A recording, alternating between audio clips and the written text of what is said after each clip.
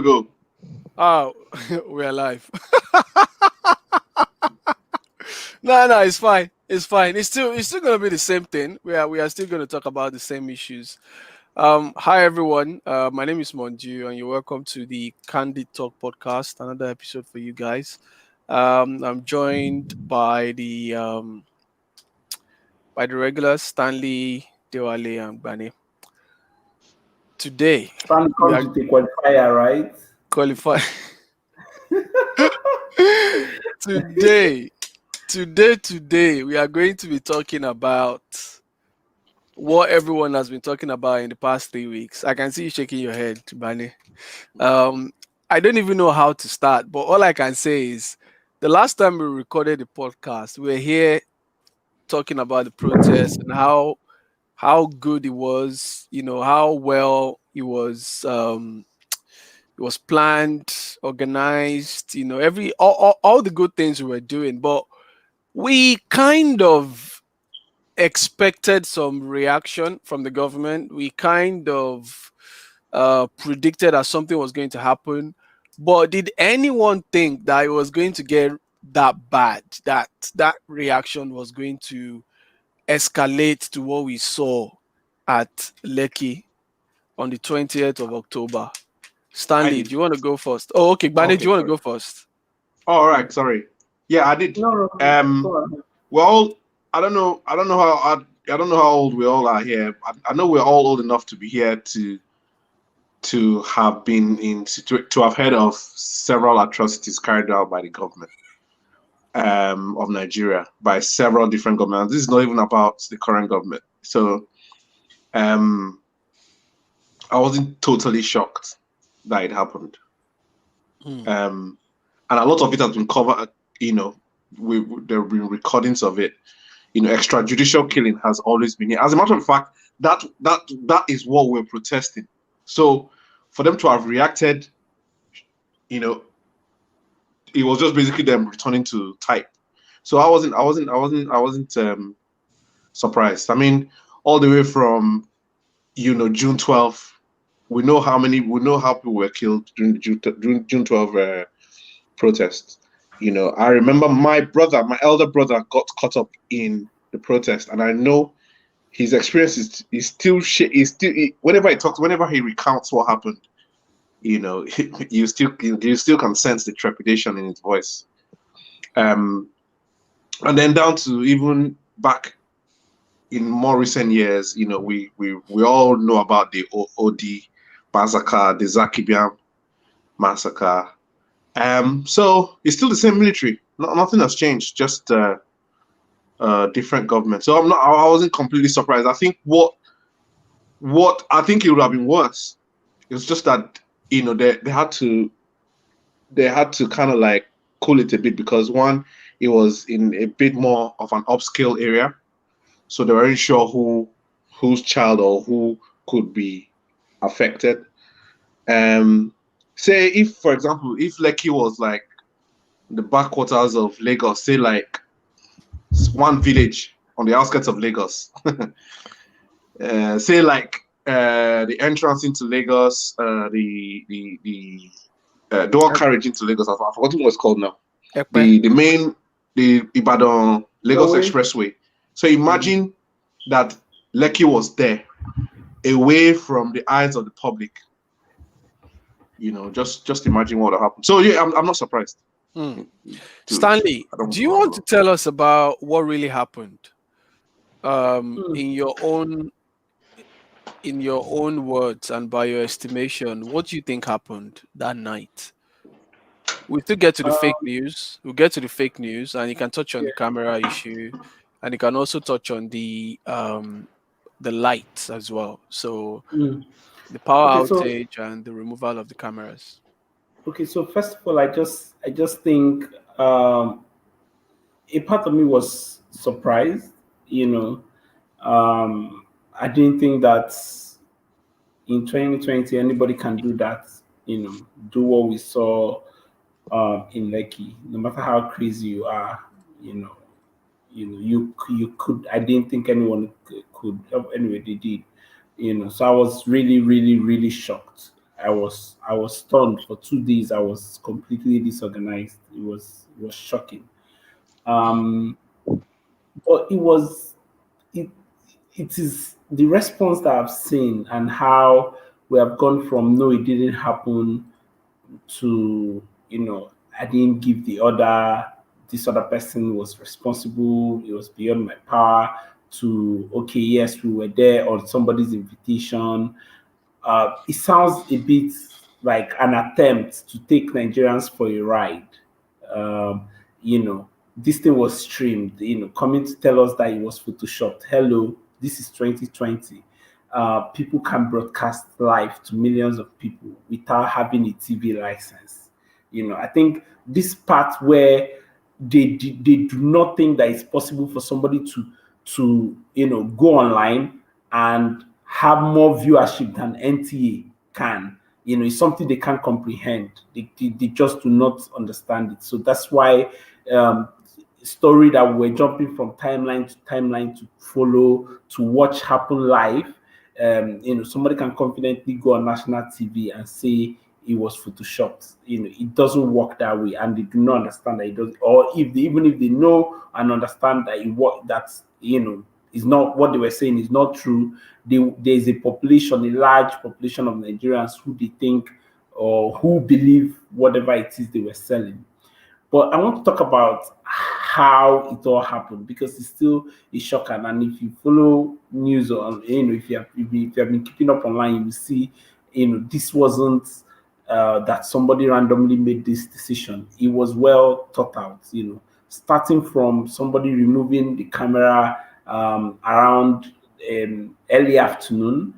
Somebody goes there, takes away the camera, which the governor now claims was just infrared or whatever camera he called it, and then the light went off. And if you have lived in Lagos and you have used that toll gate often, is a rarity for for you to say there's no light at that toll gate. There's constantly light.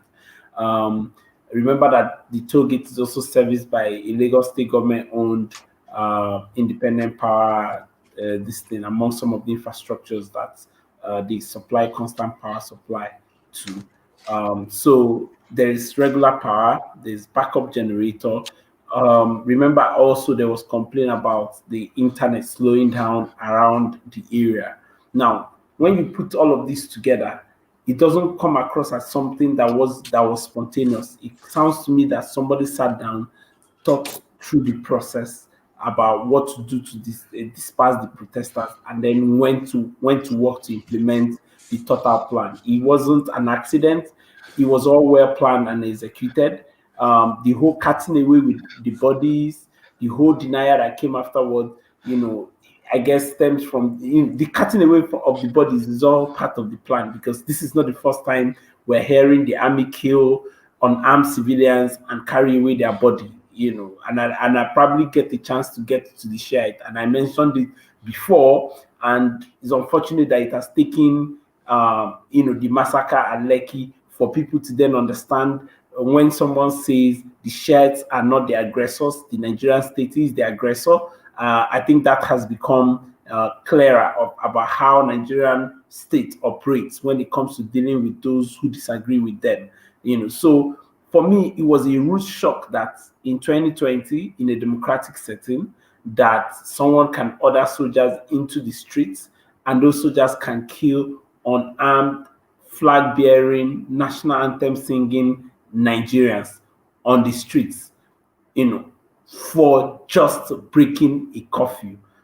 No court, not even in the most authoritarian country, will kill someone for breaking a curfew. Think of the worst dictatorship right now on earth. They do not have a law that says that if you break a curfew, you'll be killed, summarily, killed on the street. The way people were shot at in Lekki is shocking. But again, this is Nigeria. As shocking as it is, it's possible, and it has happened, and I've seen it.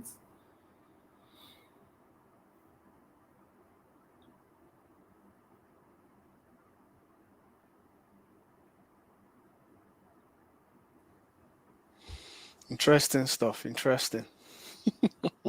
It's Interesting. I'm still dazed. I'm still dazed, to be honest. Wale, do you want to talk more about the government's attempt to gaslight us and to muddle the waters, even though it's quite clear that it will be very difficult for them with in this age of technology, with the amount of witnesses we had, what did the switch did on Instagram, going live, it was obvious that they did what they did, but they've been trying all sorts of tricks and flooding the TL with fake news, trying to sow like this seed of doubt in Nigerians. What can you say about that evil strategy? You can call it evil strategy, but it's working. Sad, man. Yeah, it's working, and all you need to know that it's working is just to go on your timeline and just see how people are thinking. But can you say saying, it's really working? If are you basing that on the fact that people have gone back home, people are no longer in the streets protesting, or that we are arguing amongst ourselves now? Is that why you think it's working? Both, because people have gone back to their lives, which is what they envisage is going to happen. People have gone back to their lives. The only part of NSAS that is sustained is just the hashtag. And, if we don't kid ourselves, it will die, it will fizzle out. And that's what they wanted. The judicial panel that Lagos State is, hosting is a sham. I mean, you need to just follow EDC to see what's happening there. Someone has come in there in terrible situation, terrible health situation on a wheelchair, and you are adjourned for 3 days because you don't have the capacity to hear, things like that. And then people die off in the process of this judicial panel. It will take forever. No justice, no real justice is served. They tell you are working on it, and it takes months, weeks turn to months turn into years. And that's it. It just die. It will die a natural death. So it's working on all fronts. It's up to us to make sure that we don't let it slide. And when I say it's working, like I said, you need to just look at educated Nigerians who are already pro-government before this NSAS thing happened. They're now beginning to actually say, wait a minute, they're beginning to doubt the whole situation and say, okay, show us bodies. And we said, look, I mean, carted away, but took away bodies. Say, how is that possible? Show me proof. We can't show you proof because they took off the lights. How can you say they took off the lights? They were the only ones with the guns. Exactly.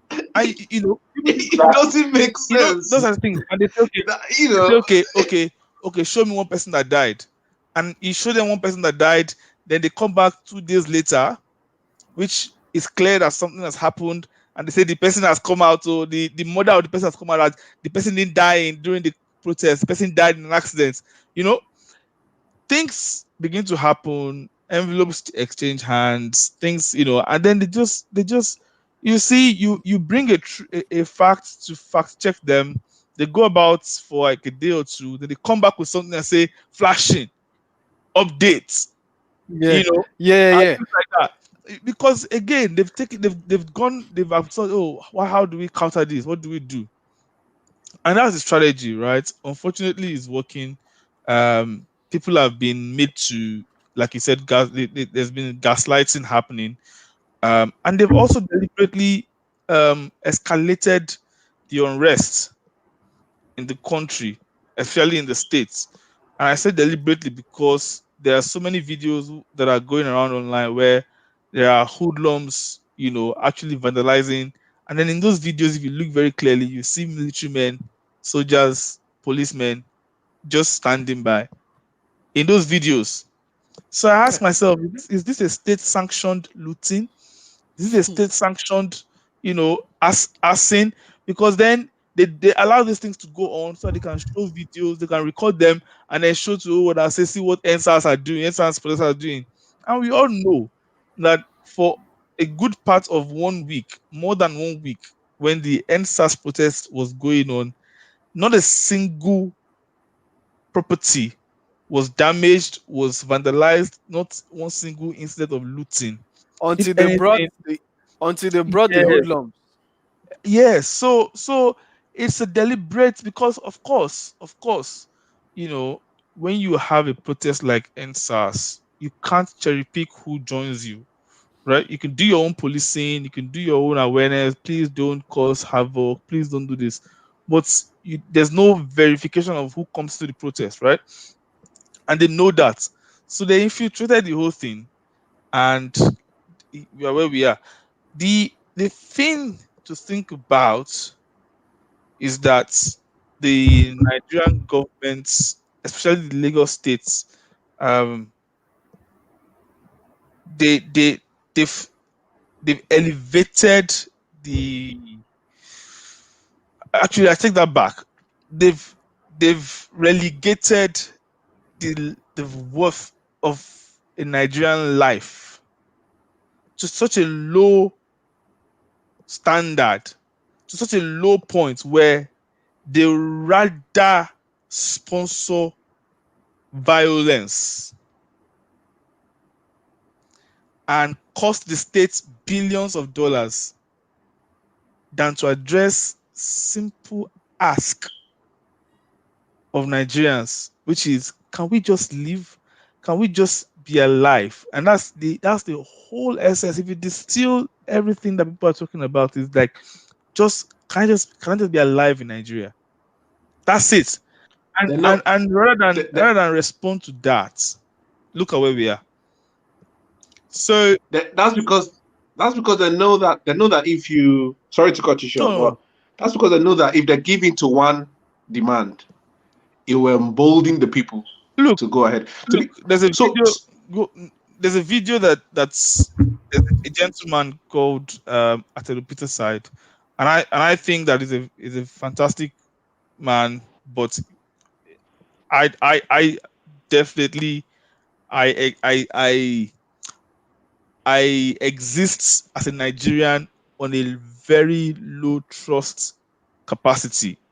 And when I say low trust capacity, I mean all these men who come out and say things. I have my reservations, right? And maybe we have other times to talk about this. Fine gentleman, former bank CEO, elder statesman, I have my reservations. But he came out in that video and he said, ask yourself one thing. All the NSAS protests that has been going on, there were no TV stations. There was not a single time when during the protest you had all the TV stations, interview one person or another. But then a riffraff shows up in Abuja saying that he's leader of indigenous people of Abuja, and he was giving, who is an ABC operative, by the way? so again, that Mufana is an ABC operative. Now, he was giving on live TV. First of all, the creme de la creme of Nigerian broadcasting were there. To cover an unknown person. An unknown person. How did they all It's get just there at the same time? How did they all know to be there? Now, who contacted them? They all went there. And not only did they cover it on live TV, I've never seen it before. Someone nobody knows was given an ultimatum to the Inspector General of Police. And he was saying that in 48 hours, if the IGP does not clear the NSAS protesters, there's going to be mayhem. He said he didn't imply it. He said it. Yes. And there's recording to show for it. And that's what happened.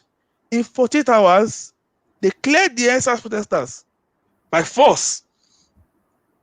So it tells us that this man was not really a nobody. This man was not really a riffraff.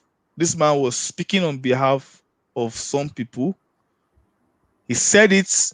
He gave a threat to imagine threatening the IGP of police. And then his threat was so powerful that the IG of police and the federal government did what he asked them to do within that 48 hours. You've got to think about it. You've got to think about it. Who is this guy? Why is that guy not even arrested? Why is that guy still working? Like, how do you come on national TV? It's like me going on national TV now and saying that if the president does not resign today, we'll scatter the whole country. That's unheard of, absurd. That's a treasonable comment. Exactly. Just anyway, and that happened. So my point is that, look, guys, a leopard doesn't change its spots. A leopard doesn't change its spots. You can scrub it, you can do it, you can skin it, you can shave it, but that's it. We've known the Nigerian government, especially the government led by this man. We've known what they're capable of doing. The Nigerian Army has its own track record. If the Nigerian, somebody was saying, it was Nicholas Bikwe, he was saying on Twitter, he said he finds it hard to believe that people are questioning the fact that it is reported that the Nigerian Army killed people and took their bodies away. Yeah, something they've been doing for years. Exactly. So why are you doubting it? Like, why are you doubting we all saw it with the Shiites. They should be we all saw it with the Shiites. They should be the ones to defend themselves, not us trying to explain them out of the. You get what I'm saying? Do you know why? It's infuriating, actually. It's Stockholm syndrome. Apart from the fact that some people are paid by the government, the truth of the matter is that someone raised an issue yesterday. I think that was Andy.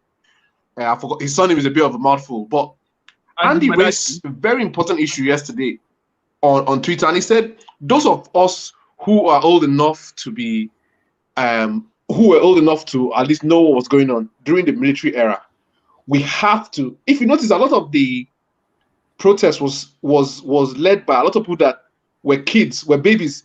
Yeah. When Obasanjo was head of state, you understand? I mean, Obasanjo was head of state in 1999. People born then are just 21 years old today, and the bulk of those protesters were children who have never known what it is to live in the military. They were not even there on June 12th. So they have a blank slate, and I think. But those of us, if you notice, a lot of the, and I'm not going to sit down here and say everyone that voiced an opinion against what happened, it was paid by government. Sorry, a lot of it was just older people who, you know how it is now, experience. You know how they say experience is the best teacher. Oh, we've seen this before. We know how Nigerian government works. These children don't know, and because of that, you know. So the military has so messed our mindset that we actually think that it is wrong. It is subconscious. We actually think that it is wrong. And this is also plus our cultural issues, that it is wrong to confront leadership, authority, anyone who is older than us. So there's a cultural issue. And then there's the fact that we have always, our generation were brought up under the military rule where obey before command, obey before what they say that again? Obey before complain or something like that. So I think a lot of what we're seeing on Twitter, it may not necessarily even be people paid hands. It could be just genuine people who do not see things any other way, whose worldview is so warped. Yeah, and that's I'll quote the Pathology of the Oppressed, which says that the oppressed very quickly becomes the oppressor, right? And if you find humans don't hate oppression, they hate being the oppressed, and that's it. They don't hate the oppression. Is not the problem. Just let it not be me being oppressed, right? And so that's why people will sit in their houses and they'll say, you people are protesting, and it's now a you people thing. When on the grand scheme of things, the protest is not about an individual, it's about a systemic failure. It's about, if the protests work and the demands are met, it affects you in your house, even you that is pro-government. Look, it doesn't matter what you're typing or what envelope you've received. You can get on the street and get shot by the SARS. Easily. Like when SARS is dealing with you, they don't care whose side you're on, whichever your allegiance is to the governor or it doesn't matter. They'll kill you. Former Attorney General of the Federation, his cousin was shot.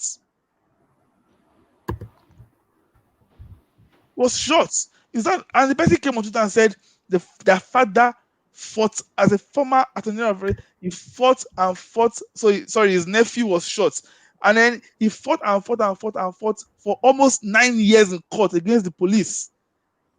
And then at some point, you just look at it. What are we doing? The man is gone. 9 years dead. Nothing is going to happen to these guys. Leadership upon leadership has changed. Nobody is being brought. They're just passing and adjourning and everything. Are you talking about the Minister of Justice in Canada? No, yes. No, that's different. Oh, okay. Huh? There's another one, Casey Madu. Yeah. Is the Minister of Justice in Canada. I know that one. His cousin was killed in 2013. I know that one. That's a different one. SARS.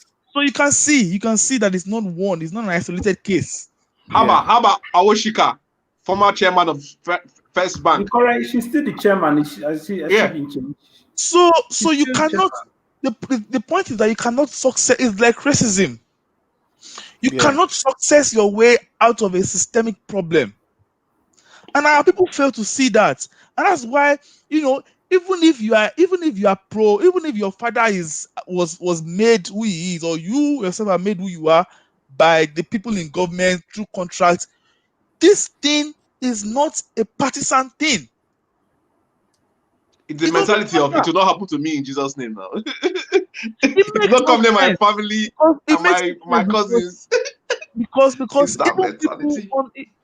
So it's painful, right? When I have, and sometimes you think about yourself. I'm in diaspora, I hate that word, but that's what people say. I don't live in the country. So what can I do? I can only fund these guys doing this protest, or to the best of my understanding, educate people. Because that's the only thing I can do. I'm not on ground, right? And you even get tired. Where do you start from when you hear some people's point of view? Somebody was saying that the youths are burning down the country. The children. This one was not even a children case. This is not even a case of language. This was saying that and I asked him that you want to dictate how an oppressed person responds to oppression. So there's an oppressed person, there's the oppressor. The oppressor is oppressing the oppressed, and you are facing the oppressed to say, mind your reaction. Yeah. It's like saying to an African American, why are you angry? Yeah. Or saying to a feminist, why are you angry? Or saying to someone who is black in an organization that you have to desire success. What the hell does that mean? Yeah, you have to want it. Yeah, you have to want it. Is that not what? You have to want it. who we shall not name on this podcast? Is that not what his son-in-law said? Yeah, that blacks have to want it. Yeah, you have to want it. Yeah. Oh God. So honestly, it's painful to me, and I'm taking this thing. I know you started from me talking about the issue of what happened, but I'm talking more systemic now. So some people started sharing videos of El Rufai talking about what the youth should do, and people started saying, "This is the truth. This is the truth." That's the topic. And so I asked the person. I said, "Come." And this is the person I'm talking is a wife of an insurance company CEO in Nigeria. Is a wife to so it's an elderly person, also highly placed. And she was saying that this is what the youth need to do. So I said, "Can I call you, ma?" She said, yeah. So I called her. And I said, why do you think that forget about El Rufai, his personality? There's nothing that El Rufai will talk about that I will jump at, right? Even if it's the truth. But my point is, forget about El Rufai as a person. I'm saying, why do you think that this narrative, which is the young people need to strategize and take out and take power. I said, look, this is another way of diverting the issue. Why? This is a divide and conquer strategy, and you're propagating it. You've taken away the focus from a systemic failure. You've now created a class age war. The What same thing you about do with religion. You And create tribe. religion war. You create Kogi tribal State war. has the You youngest governor. you create all those kind of wars. Now you're creating Exactly. Yeah. a demographic war. You're creating an age war. Why do you think it's us against them? Why do you think that somebody like Buhari or anybody above 60 has to leave the place for young people? Why do you think age is the solution to this problem? Look, you just need to open your eyes and look at the young governors we have today. They're the worst performing governors. Kogi? So Kogi. you cannot give power. I pity them in that state. You cannot give power to someone. In which state? Your state? Don't mind him. You Just cannot stay- give power. It's like I don't know it's like what you you're talking guys about. saying that. It's like and which took me to. I said, look at this guy And now. the Look at this and the guy. Burnham is my mayor. And look at this guy now. This El-Rufai that is talking about this thing now. He's sitting in London in Chatham House doing this interview, but he is a sitting governor of a state. He has the access, he has the mandates, he has the power, and he has the resources to set up systems.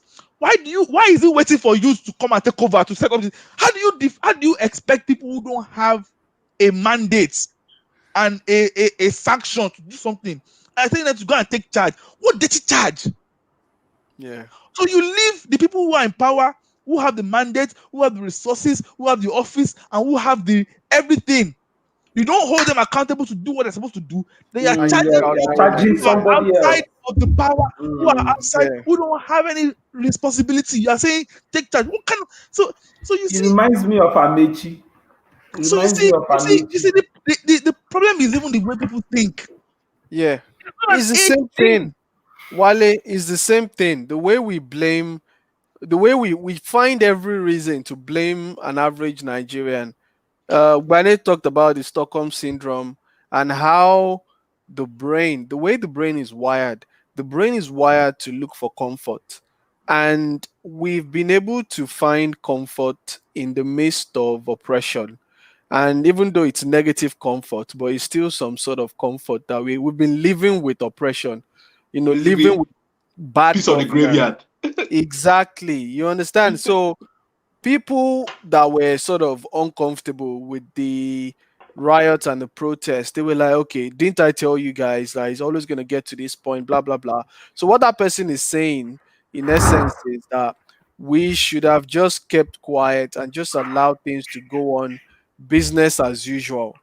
You understand? So the lady that was saying what Wale talked about, most people are comfortable with the status quo, and it's not just the rich people, even poor Nigerians, most of them just want to go about their day-to-day lives. They would just want to go about their business without being bothered. They don't want someone disrupting the status quo. That okay, they've And sort of just accepted. you can see that from most of the people, who when this unfortunate incidents now began to unravel, the people that were saying, but we told you, they're the ones that were complaining about traffic. They're the ones that were Exactly. complaining about the protesters blocking the road. And Exactly. people stupidly sacrifice institutional reforms on the altar of personal sacrifice, Yeah. which is so short-sighted. And the reason why, even in their personal lives, they're not making so much progress, because you cannot ignore a systemic problem because of a transactional tactical issue. You cannot Voting for ignore Trump. a Voting for strategic. Trump. You Voting for cannot Donald solve. Trump. Yeah, you cannot, because of anger, because you hate something, then you go and do another thing that will destroy your systemic foundational value. I find it really infuriating that I have to explain to people who, bankers, people who work in oil companies, people who are supposed to be educated. Yeah. It's annoying. I It's had an dangerous. argument. had an argument with a cousin of mine who you know, who's older than me. We had an argument about this. You know, he was talking about being strategic and all of that, and I was like, I hear what you're saying, but this I don't hear it. But I get okay, but here's the thing. It always, whenever people like that, whenever people come from that angle, it almost always sounds like they are blaming people for protesting. And I'm like, it's not that sound like someone who wants you to stop protesting, but they can't say it with their chest. That's what they're saying. That's what they're doing. They want you to end the protest, but they do not have the liver to openly tell you stop protesting. Yes, exactly. That's all. Like somebody in this country, you know, because I try to engage people. My neighbor, when the NSAS protest started, he was like, "This thing is political, you know. This people." Nigerian guy. Yeah, but he's been here for a while, and he was saying that. And when he was living in Nigeria, he wasn't living in Lagos. He was living in Calabar. You understand? Now he was saying that it's not, people are exaggerating. It's not as bad, you know. He was just saying all sort of things. So I was in his house. So I said, you know what? Here's 2, 3, 4 links. Check out these links. Let's talk tomorrow. I sent him a couple of things. The guy came back after 3 days to ask me how can he donate to this protests. Because the guy was living, you know, he was removed from the whole reality. You know, for me, this is something that I find really weird as a people. This is something that is very common beyond SARS. I feel that as a country, as a people, we actually lack empathy, and until we have personal experience, we can never relate to what other people are going through. And not only do we have lack of empathy, we are not empathy, our culture. But we are also divided on so many fault lines, right? Yeah. So our culture, our existential culture doesn't support that. Do you understand? That okay, it hasn't happened in our family, but it could happen. You know, be thankful. Be thankful. Exactly, be thankful. It will not come near our dwelling. It will not, you know. And once we enter that spiritual, that whole religious realm, you know, and I just begin to ask myself, what are we on about here? Are we better? Are we any better than the people that have died? You know, is that what you're saying? So young people were talking about traffic. Young people were talking about traffic.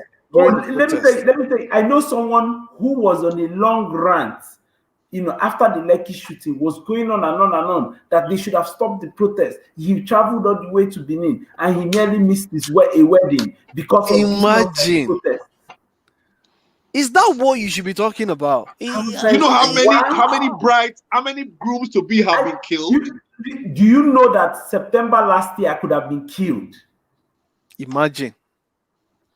I could have been killed in a bush on Umuahia Enugu Expressway. They took me. So like how is that important? How is inconvenience of a wedding? And you know the thing. And I just remembered that there's a tweet I pinned on my Twitter. And this lady said, she didn't mention him. She said, a country where people think the best way to live is adapting to inconvenience rather than confronting that inconvenience so as to eliminate it. You know my response to the tweet? Nigeria, in caps. And that is Nigeria for you. When did Fela say this to us? Fela say this to us? Suffering and Smiling. What year was that album? What year did that album come out? 70s. It was the 70s, wasn't it? Yeah. That was when they killed his mom. Was not? Yeah. We're not born. And the people and the people mentioning age, which is wrong, of course, like Wale rightfully said, it is that same generation that heavily influenced us. Because most people that, you know, I found saying these things about you shouldn't protest or trying to hide their real thoughts about the protest, they've been heavily influenced. Our generation, we have to say, has been heavily influenced by that generation. Absolutely. You know, and it's really. If you notice, those of us who think differently. Sorry to cut short, Mondiu. Yeah. But a lot of us, and I'm not trying to. This is not You know, I know the abroad this is thing, not right? some. I know. Oh, I come, know. let's. Even if you don't say We it, are they're better still than going the to judge rest. you anyways. Even if you don't say it, Yeah, they're still going to judge you anyways. but So you might I as well noticed one just. thing with a lot of people that think. I disagree, Bane. You just need to go to places like, and I'm going to mention places in this England, places like Wolverhampton, Walsall, you know, all those Midlands and everything. You see the crudest of thinking. You hear the crudest of thoughts. You know, people saying, the government should. Someone was saying to my hearing on the call that the government has been exercising so much restraint. That normally the government should have just taken everybody out. And this is this. For lockdown, you have people. It's a normal human thing. You have people No, reporting their neighbors. It's just Are you like talking about lockdown on Nigeria? Are you talking no, about I'm talking about Nigerians in Nigeria. diaspora? I'm He's talking talking about about Nigerians, Nigerians oh abroad. Nigerians in diaspora who oh have this warped thinking. There are a lot That of them. that come oh in I know. and I'm not. You didn't even let me finish. What I was going to say was, if you notice, a lot of us that have this thinking, a lot of us, we've always had it. We've always been the odd one out in school. If you think about it, you've always been that Oh odd yeah. person back in university. For example, I'm sure all of No, us here have all I experienced get it your where point. I get your point. You're the yeah, one. You're the one person against the traffic, and Mm. every yeah, other person is thinking because it's a condition thing. It's the way. yeah. Look, I was the answer to that is that a man cannot do better than his environment. Mhm. Take it or leave it. A man will not do better than what he's seeing. If he looks, for example, in leadership and he's seeing Tinubu, that for him is the gold standard of leadership. And I'm not afraid to mention names. If he's looking for example of wealth and he's seeing who is one con man that we celebrate in Nigeria hush today. puppy, hush puppy. He's seeing or he's even Fred seeing Ajudua. MC Oluomo. For him, that's the gold standard of power, of Yeah, those are status, the winners. of Of Those are the wealth. ones so, winning. so, Mm. so how do you convince him, whether young or old? How do you convince that person that there is a better way to leadership? Have you, which of He our doesn't know. leaders, He doesn't know. which of our He doesn't know leaders, about Ezra. Ezra which of from. our, which of our leaders, right, guys, has given us a fantastic succession planning at presidency, at state level? But you don't see anybody attacking that because everybody wants to come in there, whether by a proper grooming, whatever it is let me get in there, do what I need to do, and get out. And nobody is that. So look, our people are already conditioned to the worst. When they look for example of a state functioning, they say Lagos State is functioning, but Lagos is not a functioning state in the gold standard of functioning states in the world. But when you look in Nigeria, where is the best state? So all your gold standards of The funny anything thing is in that even in Nigeria. Nigeria, it isn't currently. So There are all your there are better standard, run states currently in Nigeria. all your standards for anything in Nigeria are all terrible things. But that's all you know. That's all you know. So how do you look? Have you not seen Desmond? He's not a young person. No. Don't So even go there. age does not solve this problem. No, It's the head. How are you brought up? Now, this same woman that I was talking to now said, okay, now how do we solve this problem? You need mentorship. I just laughed. I said, Madam, me, I want to go and sleep. because because because it's not because we lack mentors in Nigeria. It's because I, Adewale Otolorin, will not trust anybody to be my mentor in Nigeria. Maybe 2 or 3 people, and they're not in politics. I cannot find a politician that can call my mentor. facts. I can't. So what kind of mentorship are you talking about? All the mentorship you will Well, get okay, is how I is how to can, but improve people. unfortunately, they have no Is how success. They have no. They are that's what usually I'm the telling you. outsiders. That's what I'm telling you. That look at all the people that you can call mentors in Nigerian leadership today. They cannot be your mentor. They cannot be my mentor. They cannot be your mentor because they they are underperformers. They might be Yeah, masterminds. They might be masterminds in outwitting their enemies, there might be masterminds in within elections and The everything, dark arts. but they've not been able to build any lasting institutions.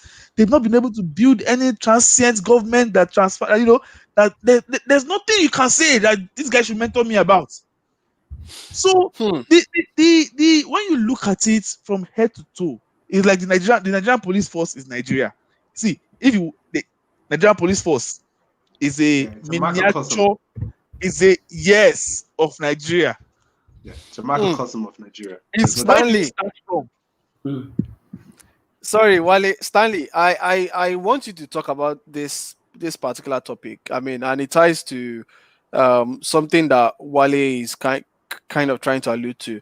I think one of the reasons why this protest was different, and I think Bane said last week or 2 weeks ago that we've seen something like this before, but I think this is a bit more different. Of course, because we have technology, right? We have technology on our side, so it's a game changer, and you can spread information a lot quicker, these days. I think the fact that we are beginning to have more non-conformist elements amongst us. I think that's another thing that we need to consider, and it's going to be a game changer, because one of the reasons why the tactics of the Nigerian government, how they've been able to use religion, religious institutions, governance, even from our homes, the way they've been able to keep us quiet, the way they've been able to keep us in line. You don't question authority, you don't question your elder, even when your elder is lying and it's clear, you don't ask questions, you don't say why.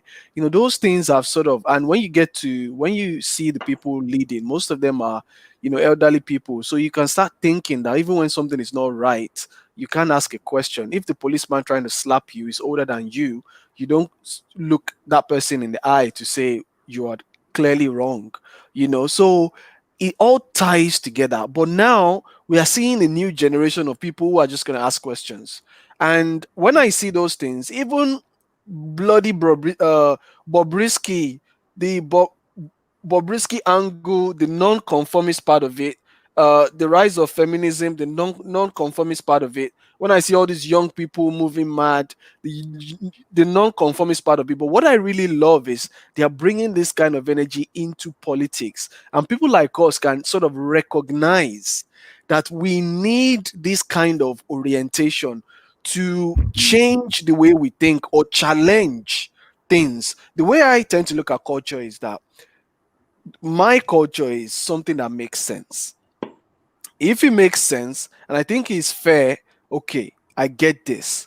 But there are some elements in our culture that I question seriously, because it doesn't make sense and it is just unfair for me. And Why do you question part of your culture?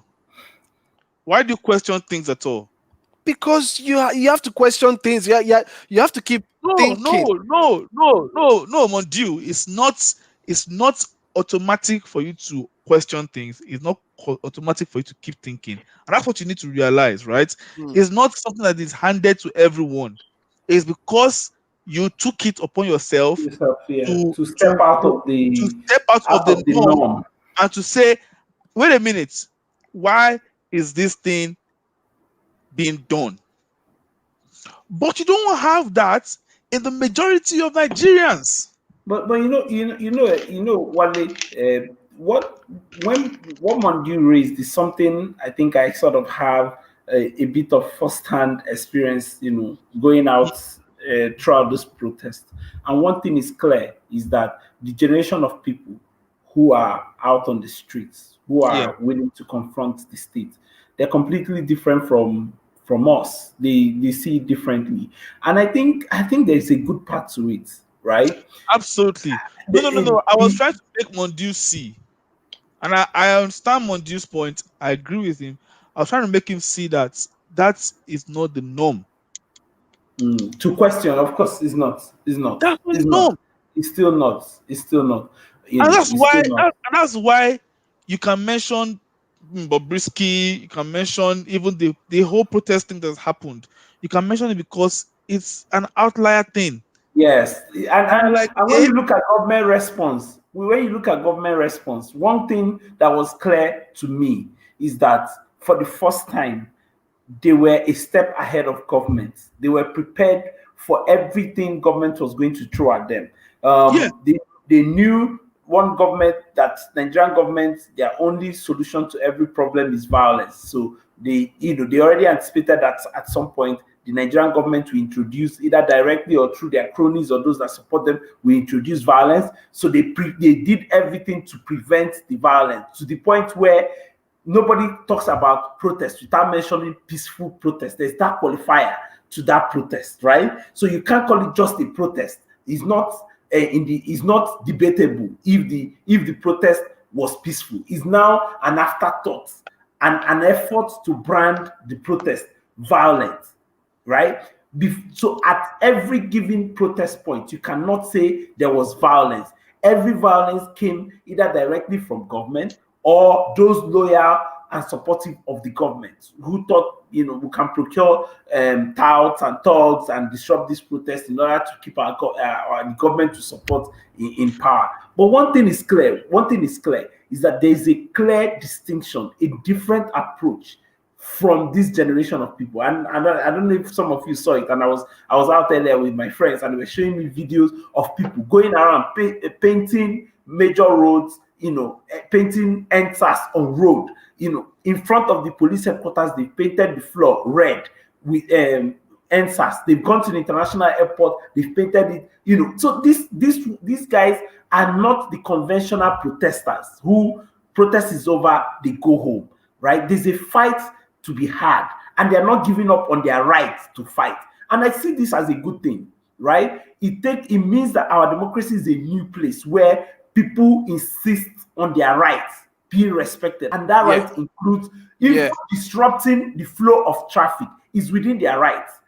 Is within their right to protest. Stanley, and it is not the responsibility. And it is not the responsibility of government to ensure that that disruption, right, is done in a way that while they can exercise their rights, they manage others who are affected by this. And that's why everywhere else, in all the places you live, if you decide to hold a protest at a particular place now in Manchester, what will the police do? They will cordon off the street and divert traffic, right? Yeah. No, but they did it for us in Canada too. Exactly. But the Nigerian government, their own idea of a protest is to start chasing you all over the city. Yeah, and attack you and all that. If the protest was allowed to remain at Lekki toll gate, which is even the safest place for anybody to manage, because if you know the Lekki toll gate, right, there's only just one entry and exit. It's a corridor. All you needed to do was, just be at the Oriental Hotel Junction and tell all traffic to divert away. And then for those who are coming from Lekki, from the other roundabout, you divert them police station legally Ayorinde and all those places. Exactly. And that's all you would have taken for this protest to remain peaceful. And you will be shocked that if you deliberately go out of your way to say, look, we have given you a place to protest. You said it's Lekki toll gate you want to protest, remain at Lekki toll gate, right? And they start to manage movement around. The impact will not be as much as what they try to do. Every day they are trying to chase the protesters from here to there. And I saw that happen in Abuja to the point where, and with the way Abuja is, if you block one road, the city can't feel it, except you go and block places like Airport Road, Kubwa Expressway, or Yanya. That's when there's real impact. But in any part of the city, there's an alternative way around it, right? So if the protesters decided that they were going to protest at Beggar Roundabout, if they said they were going to protest at Beggar Roundabout, all you need to do is go to Apo and divert traffic from heading to, or you go to Area 1, divert traffic away from going to a Beggar Roundabout. And for those coming from other city going towards that place, you divert them to Wuse and they'll find their way around. That's all it would have taken. That protest would have remained peaceful. But our own people only understand violence because that's all they can give. And that's all, no matter how much, if you say good morning, it's violence they know, it's violence they can give you.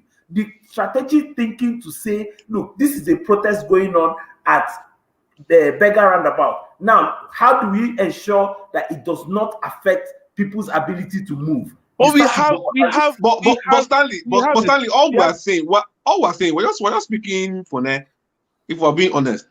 Because the truth of the matter is that these people see us as the enemy. This is a fundamental view here. The government of the day sees us as. Remember that these people do not want you to know that you can exercise this right. Exactly. That's the point of it. It's not that they cannot, especially for a place like Abuja. Even if you decide to protest at Eagle Square, right? I can go from one end of Eagle Square to the other without passing through that protest. The city is that organized. Exactly. So if they decided to protest in front of the police headquarters, it will not disrupt traffic. Nobody. In fact, you can be driving around Abuja, you won't know there's a protest because the roads are so interconnected. So all you needed to do, you people want to protest in front of Louis Sedet's house, of course, sure. You could go cut on off the road. If anybody shows up as part of the protest, go and protest. You can be there 3 weeks, 1 month. It will not affect free flow of traffic. Stanley, after all, isn't the lane in front of police headquarters that lane? I remember that it was blocked one time. It was blocked, and it's one lane. And it was one lane for years. So that lane in front of Louis Edet's house was blocked. But back to my point.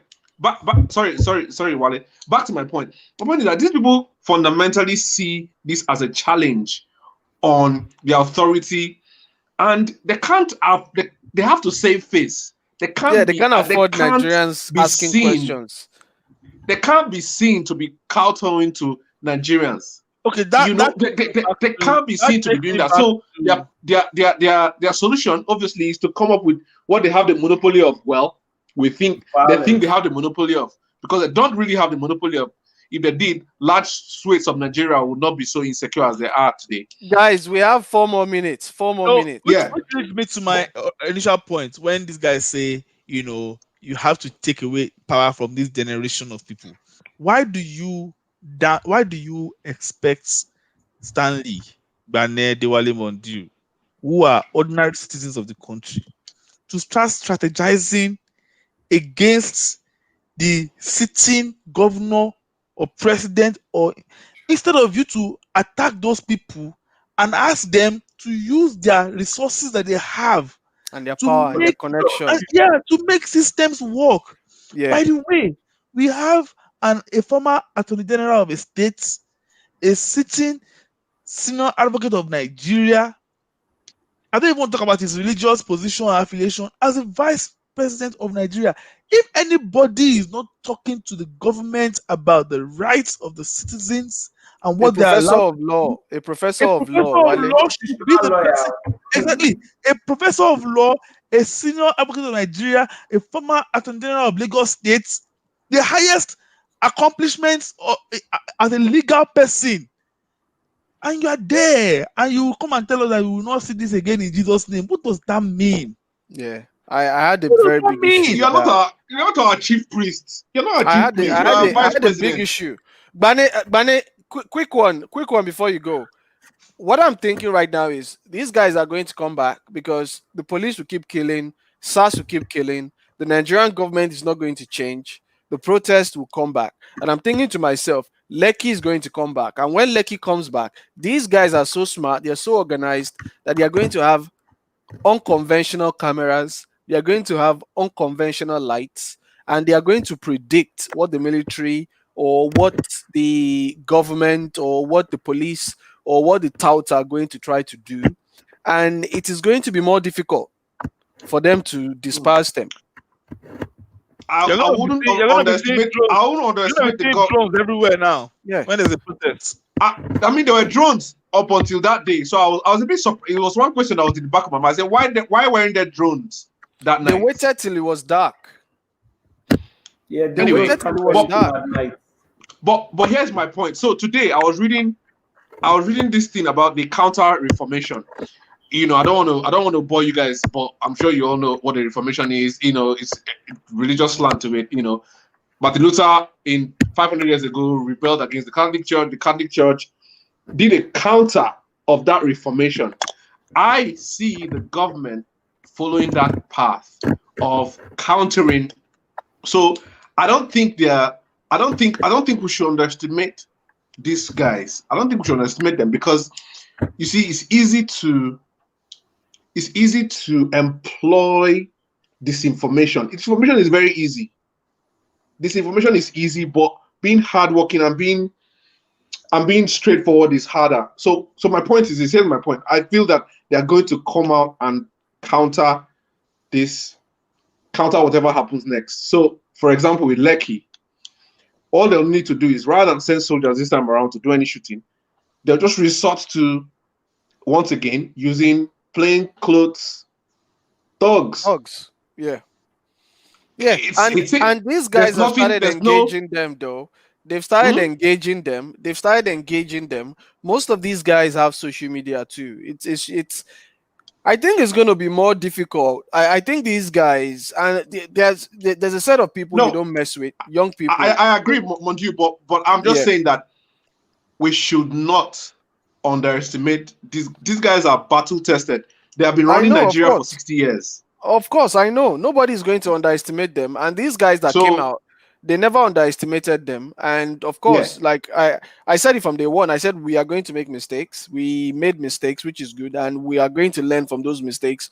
But they've done something special. How old is Babajide Sanwo-Olu? You see, when we keep talking about these guys, it's not just this class of 66 guys. Jide Sanwo-Olu is a young person, but look at the framework. Look at the key role he has played. Yeah, it's the framework. You're right. It's the framework. So very easily. Wale, you're very right. And the current chief of army staff, he was a child when the Obasanjo were running scenes. So all these guys there, they just enter into the system and become the system. You understand? Yeah, exactly. They basically didn't rock the boat. They just came and said, "This is how it is." Because the boat is more powerful than you. The boat is more powerful. That's why we need generation has come that is rocking the boat. So that's why we need people who don't conform. Mondu, let me just quickly answer what you said. Here is what I think would happen. Because of the decentralized nature of the movement, I think it will be very difficult for the government to tackle. I think that's where they are going to struggle. So I think government is going to pour more efforts. I don't even think they are going to push that social media bill. I think they are. I don't know. I could be wrong, but I think they are going to focus more on employing an online army that will scale up so much disinformation that people will be. I don't know. Maybe if I'm helping them out here, maybe I'm. It's not going to last. It is not going to last. Stanley, you want to say something? Stanley, sorry. Because the critical mass is more powerful online. Yeah. So one thing I wanted to mention is I do not also feel that this whole government promise of reforming the police is going to happen. I think. Spare me, please. Of course, it's not going to happen. Spare me, please.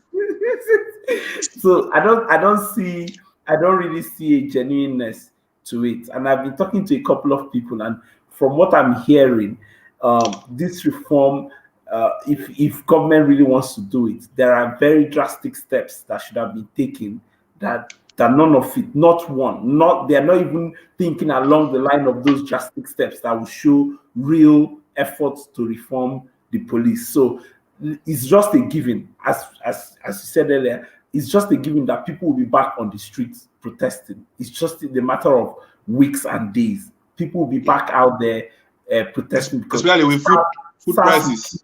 SARS will kill more people. Police will be more brutal. You've seen them, throwing all of their toys out of the window because of this protest. Refusing to walk, refusing to show up. And again, if you all remember, I kept saying that we have two police force operating in Nigeria. The hierarchy, the management, who operate in Abuja and all of the state commands, and they're in management position. And then there's the rank and file, right? Who are the ones we meet on the street. And there's complete disconnect. The only connection they have is name. and payment of salary. Beyond that, there is complete disconnect in terms of command and control.